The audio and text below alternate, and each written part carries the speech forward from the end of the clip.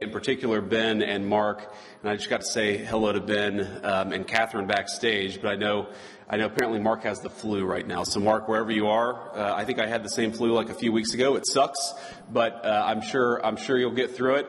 And it's great to be with you all, and it's great to talk about the importance of American dynamism and what our administration is going to do to support so many of the country's most groundbreaking and compelling companies. I know that you guys are working hard every single day, and I think it's pretty good news, right, that as of a couple of months ago, you have an administration that's working with you and facilitating your hard work instead of making it harder to innovate, which is, I think, what the last administration did. Though, in defense of Joe Biden, he was asleep most of the time. I don't think he totally realized what he was doing, but certainly didn't make it easier. His administration did not for our innovators. Now, as some of you may have seen, and I talked about this with Ben backstage, I spoke at a conference in Paris last month where my message to a group of CEOs and foreign leaders was that we should embrace the future head on. We shouldn't be afraid of artificial intelligence, and that particularly for those of us lucky enough to be Americans, we shouldn't be fearful of productive new technologies. In fact,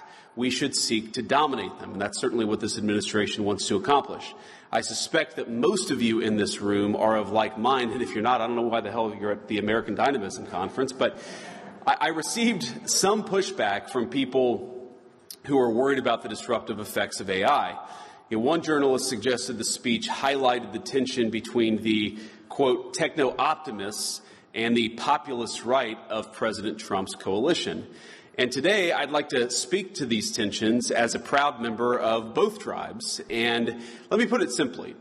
While this is a well-intentioned concern, I think it's based on a faulty premise. This idea that tech-forward people and the populists are somehow inevitably going to come to a loggerheads is wrong. I think the reality is that in any dynamic society, technology is going to advance, of course. And speaking as a Catholic, I think back to Pope John Paul II's opening lines of the encyclical Labor Mixarens, quote, "Through work, man must earn his daily bread and contribute to the continual advance of science and technology, and above all, to elevating unceasingly the cultural and moral level of the society within which he lives," end quote. Now, I quote the Holy Father not only because I'm a fan of his, but also because he rightly understood that in a healthy economy, technology should be something that enhances rather than supplants the value of labor. And I think there's too much fear that AI will simply replace jobs rather than augmenting so many of the things that we do. Now, in the 1970s, if you go back a little ways, many feared that the automated teller machine, what we call the ATM, would replace bank tellers. In reality, the advent of the ATM made bank tellers more productive, and you have more people today working in customer service in the financial sector than you had when the ATM was created. Now they're doing slightly different jobs, of course. Yes, they're doing more interesting tasks also, and importantly, they're making more money than they were in the 1970s. Now, when we innovate, we do sometimes cause labor market disruptions. That happens. But the history of American innovation is that we tend to make people more productive, and then we increase their wages in the process. And I think all of us believe that's a good thing. Now, after all, who would claim that man was made less productive by the invention of the transistor, or the metal lathe, or the steam engine? Real innovation makes us more productive, but it also, I think, dignifies our workers. It boosts our standard of living. It strengthens our workforce and the relative value of its labor. And as Americans, all of us should be particularly proud of our extraordinary heritage. I think it is American heritage of inventing things and of our nation's status to this day as the world's foremost driver of research and development. But all of this, the role that technology plays in a labor market, and whether we greet innovative breakthroughs with excitement or with trepidation, depends on the purpose of our economic system in the first place. And I think this is where the populists have an important point. It should be no surprise that when we send so much of our industrial base to other countries, we stop making interesting new things right here at home. Look, for example, at shipbuilding. Now, if you go back to World War II, America constructed thousands of so-called Liberty ships to carry troops, cargo, and other things, building them at a pace of 3 ships every 2 days. 3 ships every 2 days. Now, we build about 5 commercial ships across an entire year in the United States of America. And as a result, the United States today accounts for 0.1%, 0.1% of global shipbuilding. China, on the other hand, now makes more commercial ships than the rest of the world combined. In fact, one of Beijing's state-owned firms built more commercial ships just last year than all of America has produced since the end of World War II. So, while we remain the leader in technology and innovation, I think there are troubling signs on the horizon. And I raise all this to ask, does this sound like a regime, I'm speaking of China, that will pass up on the opportunity to use AI or any other technology to advance their own interests and further undermine the interests of their rivals? I think the answer is obvious, and that's why America, we've got to be tech forward. Yes, there are concerns. Yes, there are risks, but we have to be leaning into the AI future with optimism and hope, because I think real technological innovation is going to make our country stronger. So deindustrialization poses risks both to our national security and our workforce. It's important because it affects both. And the net result is dispossession for many in this country of any part of the productive process. And when our factories disappear and the jobs in those factories go overseas, American workers are faced not only with financial insecurity, they're also faced with a profound loss of personal and communal identity. And so to come full circle on this tension, alleged tension between the populace and the techno-optimists, I can understand a reaction of skepticism when we talk about the revolutionary potential of new invention and artificial intelligence and all the other incredible technologies that you guys are working. But I think that tension is a little overstated. And so I'm going to come back to what's sort of dividing some of the tech optimists and the populace on our side. I think the populace, when they look at the future, and when they compare it to what's happened in the past, I think a lot of them see alienation of workers from their jobs, from their communities, from their sense of solidarity. You see the alienation of people from their sense of purpose. And importantly, they see a leadership class that believes welfare can replace a job and an application on a phone can replace a sense of purpose. And I remember a Silicon Valley dinner in particular back when I was in my tech days, where my wife and I were sitting around talking to some of the leaders of the important technology firms of the United States, and this is probably in 2016 or 2017. And I was talking about my real worry that we were heading in a direction where America could no longer support middle-class families working on middle-class wages. And importantly, that even if you had enough economic dynamism to provide the wealth to ensure those people could, afford to buy a house and afford their food and so forth, that even if you replaced the financial element of their jobs, you would destroy something that was dignified and purposeful about work itself. And I remember one of the tech CEOs who was there, CEO, you would know his name if I mentioned it. He was the CEO of a multi-billion-dollar company. He said, well, I'm actually not worried about the loss of purpose when people lose their jobs. And I said, okay, well, what do you think is going to replace that sense of purpose? And he said, digital, fully immersive gaming. And then my wife texted me underneath the table and said, we have to get the hell out of here. These people are effing crazy. Now, I don't think that, of course, that CEO's views are representative of most people in this room. But when I think about a lot of the workers, based on what they've seen in the past, are very worried about the future because, frankly, their leadership has failed to serve them. And then I think about this from the perspective of a lot of the tech optimists. I think a lot of the tech optimists, they see overregulation. They see stifling innovation. I mean, you guys are builders. They are builders. And while they may sympathize with those who lost a job, they're much more frustrated that the government won't allow them to build the jobs of the future. And they know that as hard as it is to build a business in digital media, it's still harder to build one in robotics or life sciences or energy in what we call the world of atoms. They see a government that makes their lives harder, and they must trust anyone who looks to that government for aid. And what I propose is that each group, Our workers, the populace on the one hand, the tech optimists on the other, have been failed by this government. Not just the government of the last administration, but the government in some ways of the last 40 years. Because there were two conceits that our leadership class had when it came to globalization. The first is assuming that we can separate the making of things from the design of things. The idea of globalization was that rich countries would move further up the value chain while the poor countries made the simpler things. You would open an iPhone box and it would say designed in Cupertino, California. Now, the implication, of course, is that it would be manufactured in Shenzhen or somewhere else. And yeah, some people might lose their jobs in manufacturing, but they could learn to design, or to use a very popular phrase, learn to code. But I think we got it wrong. It turns out that the geographies that do the manufacturing get awfully good at the designing of things. There are network effects, as you all well understand. The firms that design products work with firms that manufacture. They share intellectual property, they share best practices, and they even sometimes share critical employees. Now, we assume that other nations would always trail us in the value chain, but it turns out that as they got better at the low end of the value chain, they also started catching up on the higher end. We were squeezed from both ends. Now, that was the first conceit of globalization. I think the second is that cheap labor is fundamentally a crutch, and it's a crutch that inhibits innovation. I might even say that it's a drug that too many American firms got addicted to. Now, if you can make a product more cheaply, it's far too easy to do that rather than to innovate.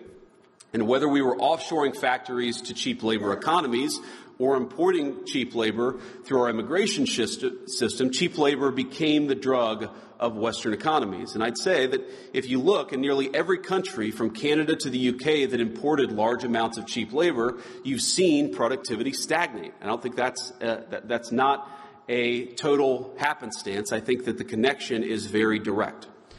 Now, one of the debates you hear on the minimum wage, for instance, is that increases in the minimum wage force firms to automate. So a higher wage at McDonald's means more kiosks. And whatever your views on the wisdom of the minimum wage, I'm not going to comment on that here. Companies innovating in the absence of cheap labor is a good thing. I think most of you are not worried about getting cheaper and cheaper labor. You're worried about innovating, about building new things, about the old formulation of technology is doing more with less. You guys are all trying to do more with less every single day. And so I'd ask my friends, both on the tech optimist side and on the populist side, not to see the failure of the logic of globalization as a failure of innovation. Indeed, I'd say that globalization's hunger for cheap labor is a problem precisely because it's been bad for innovation. Both our working people, our populists, and our innovators gathered here today have the same enemy. And the solution, I believe, is American innovation. Because in the long run, it's technology that increases the value of labor. Innovations like the American system and the interchangeable parts revolution it sparked, or Ford's moving assembly line that skyrocketed the productivity of our workers. That's how American industry became the envy of the world. And that's what I really want to talk about today, why innovation is key to winning the worldwide manufacturing competition, to giving our workers a fair deal, and to reclaiming our heritage via America's great industrial comeback. And I believe that's what we're on the cusp of, a great American industrial comeback. Because innovation is what increases wages. It's what protects our homelands. And I know we have a lot of defense technology companies here. It's what saves troops' lives on the battlefield. And I know everyone here today largely agrees. It's why we have some of the greatest inventors and thinkers in energy, precision machining, countless critical high-value industries just in this room. And I think the other thing that unites all of you is that you're builders. And I use that word deliberately. I was very moved by Mark's manifesto from a few years ago about America. We are a nation of builders. We make things. We create things. Each of you came to this summit not because you developed some flash-in-the-pan application, but because you're building something very real. You're raising new factories. You're turning profits back into R&D, and you're creating new, good-paying jobs for your fellow Americans. And this is why I'm such huge fans of yours, of Ben's and Mark's, and of the entire endeavor. That we recognize now in our administration is the time to align our work interests with those of all of you. It's time to align the interests of our technology firms with the interests of the United States of America writ large. Now, all of you, in your own ways, have answered that call. After all, there's nothing forcing anyone to be in the room today. Each one of you could have set up headquarters in Southeast Asia or China, I'm sure, and you would have done quite well for yourselves financially. But you're here, I hope, because you love your country. You love its people and the opportunities that it's given you, and you recognize that building things, our capacity to create new innovation in the economy, cannot be a race to the bottom. Now, America's not going to win the future by ditching child labor laws or paying our workers less than Chinese or Vietnamese laborers. We don't want that, and it's not on the table. We can only win by doing what we always did, protecting our workers and supporting our innovators, and doing both of those things at the same time. And so, I want to talk a little specifics here. The Trump administration's great plan for staging the great American manufacturing comeback is simple. You're making interesting new things here in America? Great. Then we're going to cut your taxes, we're going to slash regulations, we're going to reduce the cost of energy so that you can build. Our goal is to incentivize investment in our own borders, in our own businesses, our own workers, and our own innovation. We don't want people seeking cheap labor. We want them investing and building right here in the United States of America. And so if you'll allow it, I'd like to talk about a few ways that the Trump administration is already pursuing a pro-innovation economy that allows our workers to thrive and our companies to outcompete their foreign peers. In short, an economy that is vibrantly America first, that serves Americans from all walks of life and of every kind. Now, first, President Trump is starting with, and is dead serious, about rearranging our trade and tariff regime internationally. We believe that tariffs are a necessary tool to protect our jobs and our industries from other countries, as well as the labor value of our workers in a globalized market. In fact, combined with the right technology, they allow us to bring jobs back to the United States of America and create the jobs of the future. Just look in the past few months at the auto industry as an important example. When you erect a tariff wall around a critical industry like auto manufacturing, and you combine that with advanced robotics and lower energy costs and other tools that increase the productivity of U.S. labor, you give American workers a multiplying effect. Now, that, in turn, allows firms to make things here at a price-competitive basis. Our president gets that, which is why last month we posted 9,000 new auto jobs after many, many years of stagnation or even decline in the auto sector. It's why, just weeks in, we already have new plant or production announcements from Honda, from Hyundai, and Stellantis worth billions of dollars and thousands of additional jobs on top of the ones that were already created. Now, this takes work. It took, in the president's first term, the president ripping up NAFTA and creating a new U.S. deal for American manufacturers in North America. But there's important work, and we're going to do it. Now, second, all of this is why the president is approaching the issue of illegal immigration as aggressively as he has, because he knows that cheap labor cannot be used as a substitute for the productivity gains that come with economic innovation. And so we've cracked down on illegal immigration at the border, where the results speak for themselves. Last month, migrant crossings were down 94% to their lowest number all time, and that happened just in 2 months of serious border enforcement. Thanks to President Trump's leadership, last month, for the first time in over a year, the majority of job gains went to American citizens born on U.S. soil, and that's important. For the first time in over a year, the majority of job creation actually went to American citizens. Third, this administration is focused on reducing our input costs for our manufacturers and for everybody else. Achieving energy abundance, and I know Doug Burgum was here earlier, will be here later, is top of mind. Because when we look at some of the most exciting applications of new technologies, we realize it's going to take a lot of power to keep them running. And we're thrilled to have our friends from the United Arab Emirates, a number of the business leaders and government leaders in town this week for meetings with our government. And one of the things they consistently hammer upon is something that unfortunately too few of our European allies tend to get, is that if you want to lead in artificial intelligence, you have got to be leading in energy production. So we are going to set the pace there, and we are going to lead from the front.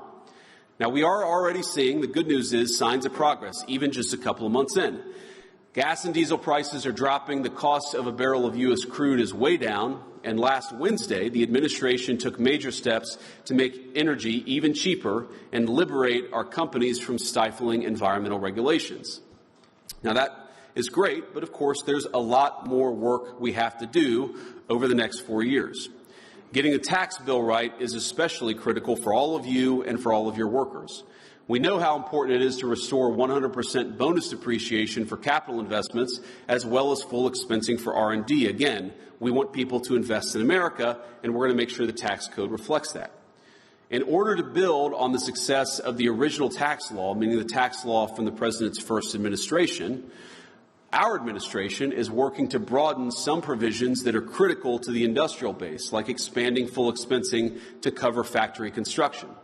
For business owners, including manufacturers, making the 2017 tax cuts permanent will provide further confidence and predictability to invest in new technology and equipment, hire more American workers, and grow all of your businesses. But we have a lot more to do, but the country is already starting to see the payoff of this administration's bold economic agenda. For producers and consumers alike, inflation is finally starting to come down. Core CPI last week dropped to its lowest number since April of 2021. And when it comes to the labor market, last month's jobs report showed a massive reversal.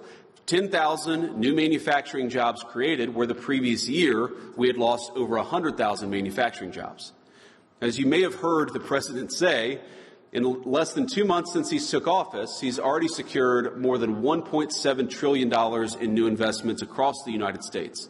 That's hundreds of thousands of new jobs in manufacturing, AI, other hard tech sectors, and more. So we think there's a lot to be excited about. There's a lot that we're excited about, and we certainly hope that you guys are excited too. But the fundamental premise, the fundamental goal of President Trump's economic policy is, I think, to undo 40 years of failed economic policy in this country. For far too long, we got addicted to cheap labor, both overseas and by importing it into our own country, and we got lazy.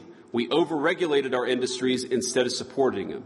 We overtaxed our innovators instead of making it easier for them to build their great companies. And we made it way too hard to build things and invest things in the United States of America. That stopped 2 months ago, and it will continue to stop, and will continue to fight for American workers and the American businesses that hire them and that support them. So I want to thank you all for two things. Number one, I want to thank you all for doing what you do. Again, you could have chosen the easy path. Every single person in this room, as the President would say, you're all very high IQ. You're some of the most talented people in the United States of America. You chose to build a business right here in the United States of America, and for that I'm grateful. But the second thing I want to say is that I think you're not just building your own business. I think that you are part of a great American industrial renaissance. Whether it's the war of the future, the jobs of the future, the economic prosperity of the future, we believe that we must build it right here in the United States of America. So thank you all for building. Thank you all for building in America. And thank you all for building the kind of society that I want to raise my children in. God bless you all. Thanks for having me.